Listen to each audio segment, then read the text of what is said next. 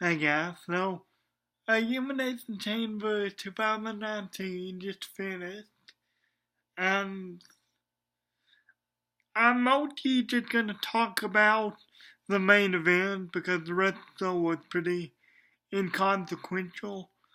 Not to be disrespectful to the Russians or anything, but I just didn't care about the storyline they were in. And I didn't think WB put as much thought into some of these matches as they probably should have.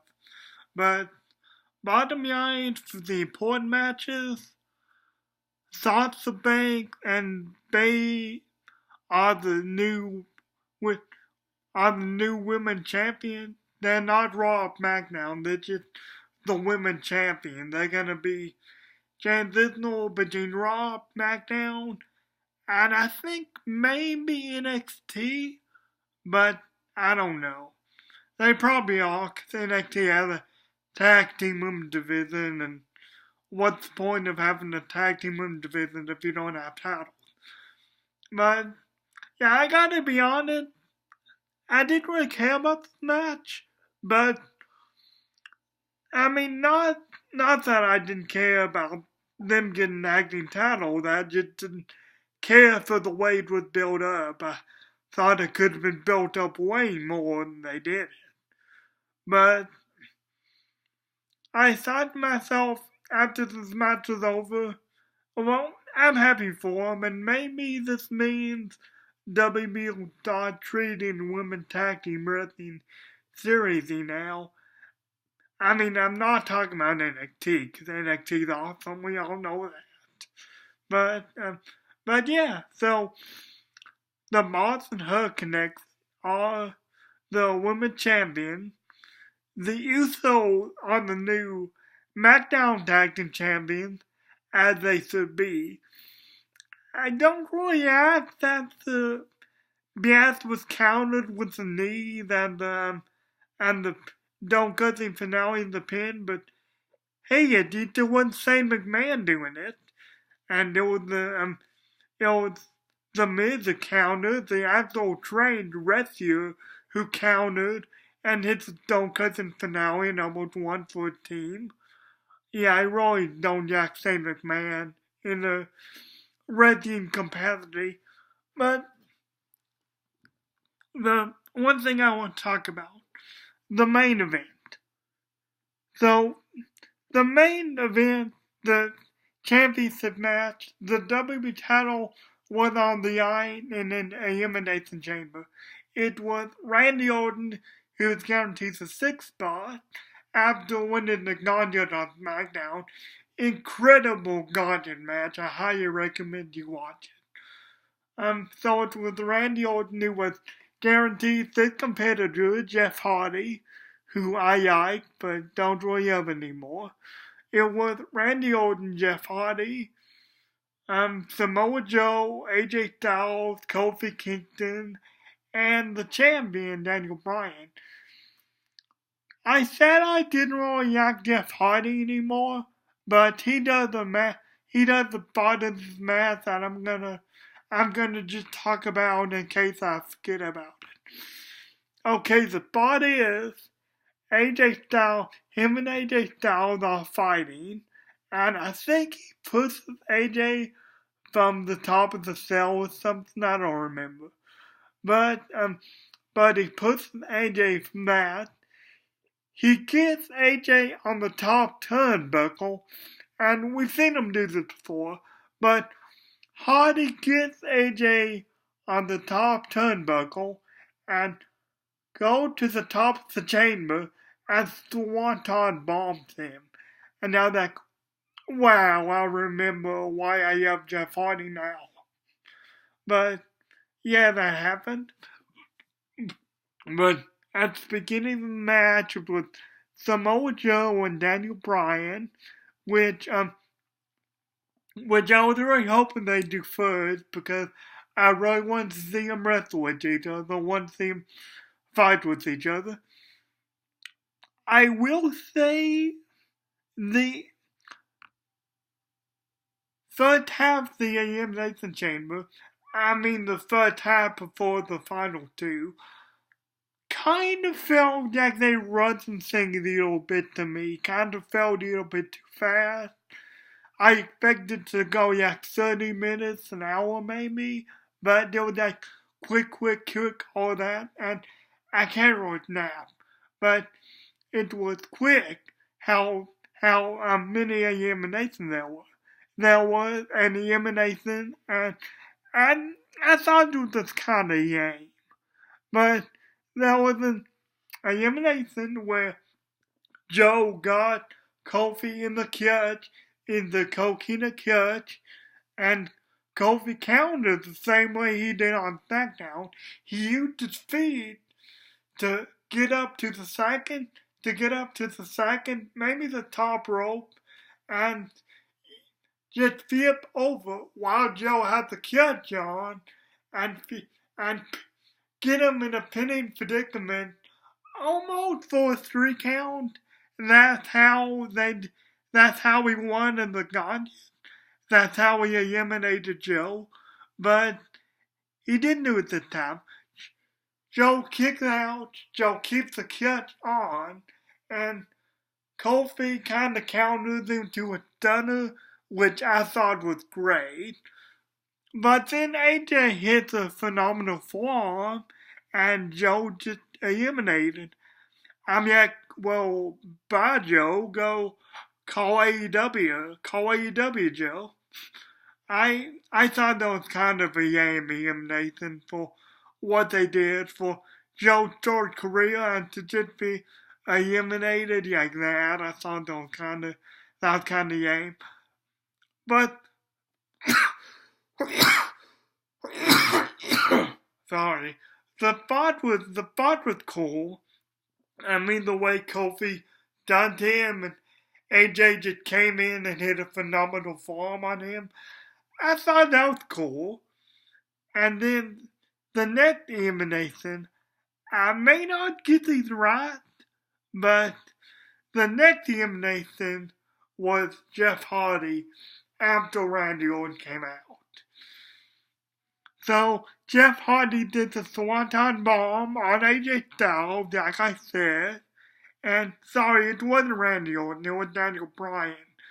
After Jeff Hardy hits the Swanton Bomb, he gets up, he's in the ropes, he gets up, and Daniel just comes in and hits a running knee to the back of his head and pins him on that, which I thought was cool too. I thought it was great. And then Randy Orton comes out, so AJ Styles is setting up for phenomenal form on Kofi Kingston. I was like, oh wow, cool. Is Kofi Kingston gonna counter into Trouble in Paradise or something? I think that'd be awesome, but no.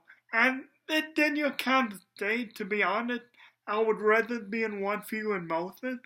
But how AJ Styles eliminated is AJ Styles on the top rope, about to deliver the phenomenal form. Randy Orton just walks over to him, kind of walks him in the ring, and RKO's him. Like I said, I'd rather that be in one feud and motion, but that's just nitpicky sort of stuff. I just think it'd be cool if it was in one motion. So, and sweet redemption here, sweet karma. So, a little backstory before I go into this. In 2009, Kofi Kingston was set for a mega push. He was set for a big push. He was in a feud with Randy Orton. Back in 2009. And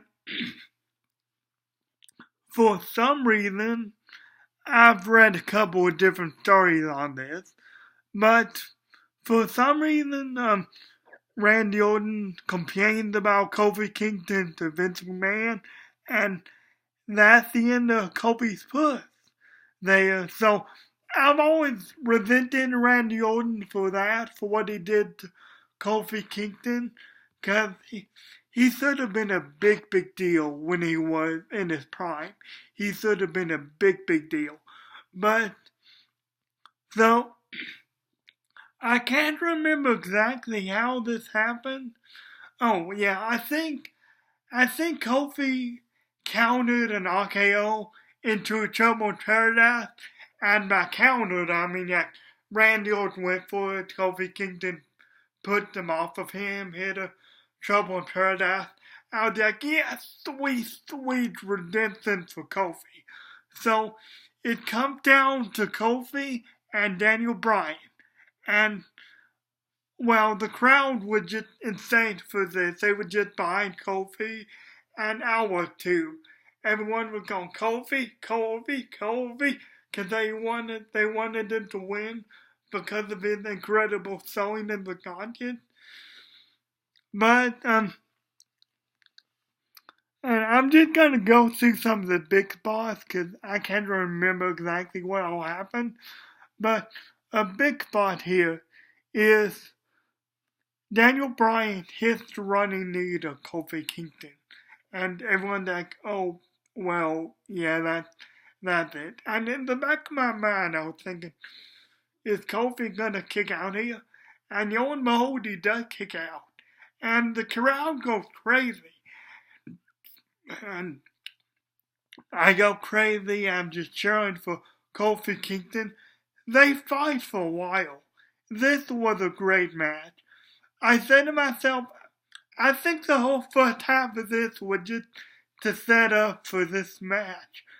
Cause like I said, I thought the first half of this was a little fast and they went a bit of a hurry. I expected to be more slowed down and everything, but man oh man, this match was great. Kofi Kingston there was one point Daniel Bryan was going for running knee. Daniel Bryan was going for another running knee. Kofi Kingston counters into a Trouble in Paradise, just like he did in the Guardian match on SmackDown, and beat Bryan with, but Bryan rolled them up, and I'm like, oh no, is Bryan gonna win? Nothing against that, but I wanted Kofi to win. So, but no, Kofi kicked out of that, and Daniel gets him in the belly up. Kofi fights out of that, and the crowd is just going crazy for Kofi, and they're both on the top of the chamber, and they fight like this for a while. They fight to get the other one over, to get the dominant position.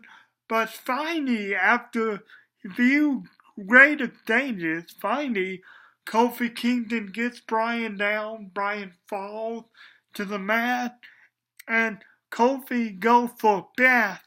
And I'm like, oh yeah, can Kofi do this? The announcer putting over like that. Kofi's been here for 11 years, but he's never won a single major title in the WB. Or at least the WB Championship. He's won the Intercontinental and US title on a couple of occasions. But anyway, Kofi jumps from the top row, from the top of the chamber rather, onto Bryan, but Bryan moves, and Bryan hits a running knee, and that's it, Bryan wins. And I'm like, well, that was still a good match. Even though I wanted Kofi to win, it was still a good match. But at the end, they let Kofi get a standing ovation from the crowd. I mean, everybody chanting like, thank you, Kofi, all that. And it was great. But I tell you, man, I want to see them fight. Maybe it's Fat Jane or WrestleMania. That being Kofi Kingston and Daniel Bryan for the title. Maybe at WrestleMania more, because Fat Jane feels like more of a transitional pay-per-view just to get to WrestleMania. Just that maybe it's in the way. So I would rather them fight at WrestleMania. But yeah, I want Kofi to be WP champion. Something I thought I'd never say in 2019. I mean, when he was put in the gauntlet, I was like, oh well, Daniel's probably gonna eliminate him easy. Because, I mean, it's Kofi Kingston. He's not been relevant for a good number of years. But no, Kofi puts on this incredible performance that carried on to the Elimination Chamber. And now everybody just wanted Kofi to be champion in 2019. Something I don't think any of us really ever knew we wanted or knew we would crave so much, but WB has done a good job with this. Honestly, I mean, WB done a good job with this. I thought they botched it up here, but they didn't.